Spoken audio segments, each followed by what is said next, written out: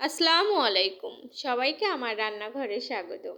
আশা করি আল্লাহর রহমতে সবাই ভালো আছেন।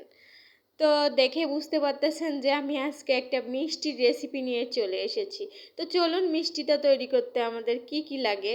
তো সবার প্রথমে আমি এইখানে লাচ্ছি নিয়ে নিয়েছি আর একটা বড় শাহী আম নিয়ে নিয়েছি। আর আমি এখানে ফজলি আম ব্যবহার করছি, কারণ এখন আম নাই, যেহেতু যে আমটা আপনারা পাবেন আমটা মিষ্টি হলেই হবে। তো আমি ফজলি আম নিয়ে নিলাম, আপনারা যে কোনো আম নিতে পারেন। আমি শুকনো কড়াইতে লাচ্ছিগুলো একটু ভেজে নিয়েছি, এরপরে পরিমাণ মতো দুধ দিয়ে নিচ্ছি।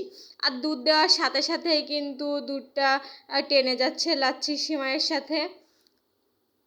তো দেখতে পাচ্ছেন আমি দুধ দিয়ে বেশ কিছুক্ষণ নাড়ানাড়ি করতেছি, নাড়ানাড়ি করার ফলে দুধটা কমে আসতেছে। তো এর ভিতরে আমি আরও বেশ কিছুটা দুধ দিয়ে দিব। তো দেখেন আমি আরও বেশ কিছুটা দুধ দিয়ে দিয়েছি। এরপরে বেশ কিছুক্ষণ এরকমভাবে নেড়ে নিব। তো আমার লাচ্চা সিমাইটা সিদ্ধ মতো হয়ে গেছে আর দুধটাও শুকিয়ে গেছে। এর ভিতরে আমি আম ব্লেন্ডারে ব্লেন্ড করে পিউরি তৈরি করে নিয়েছিলাম, তো আমি সেটা দিয়ে দিচ্ছি। দেওয়ার পরে বেশ কিছুক্ষণ নেড়ে নিব।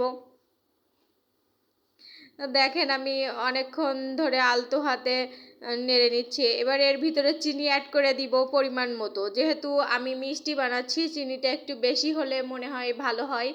তো যাই হোক আমি আমার পরিমাণ মতো চিনি দিয়ে নিয়েছি। তো চিনি দেওয়ার পরে লাচ্ছিগুলো খুব সুন্দরভাবে নেড়ে নিচ্ছি, যাতে চিনিটা খুব ভালোভাবে আমার লাচ্ছি সিমাইয়ের সাথে মিশে যায় ভালো করে।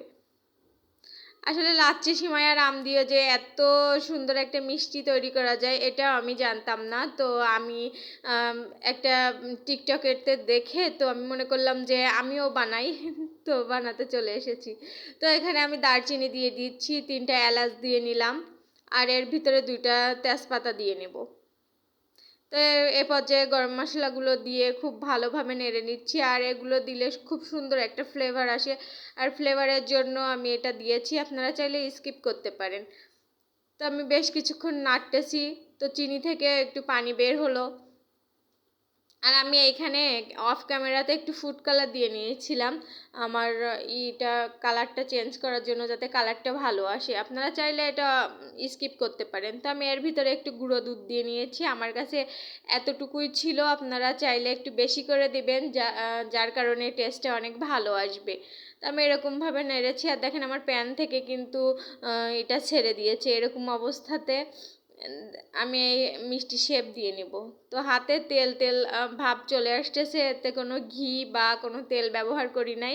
আপনারা তো জানেন লাচ্ছি সেমাইতে তেল থাকে, তো তেলও ছেড়ে দিয়েছে। তো আমি ওই অবস্থাতে একটু ঠান্ডা করে নিয়ে মিষ্টি শেপ আকারে দিয়ে নিচ্ছি হাতে। তো এই তো দেখেন আমার মিষ্টি শেপ তৈরি হয়ে গেছে, গোল গোল তৈরি হয়ে গেছে। এরকম করে করে আমি সব কয়টা মিষ্টি তৈরি করে নিয়েছি।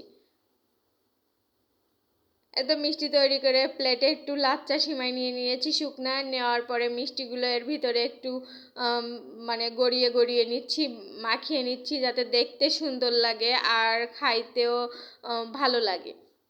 তো পরিবেশনের জন্য আমি সুন্দর করে এটা নিচ্ছি। আর এক হাতে ক্যামেরা আর এক হাতে মানে করতেছি, তো এই জন্য এরকম। আর আমি রাতের বেলায় ভিডিওটা করতেছি, এজন্য ছবিটা এরকম লাগতে পারে।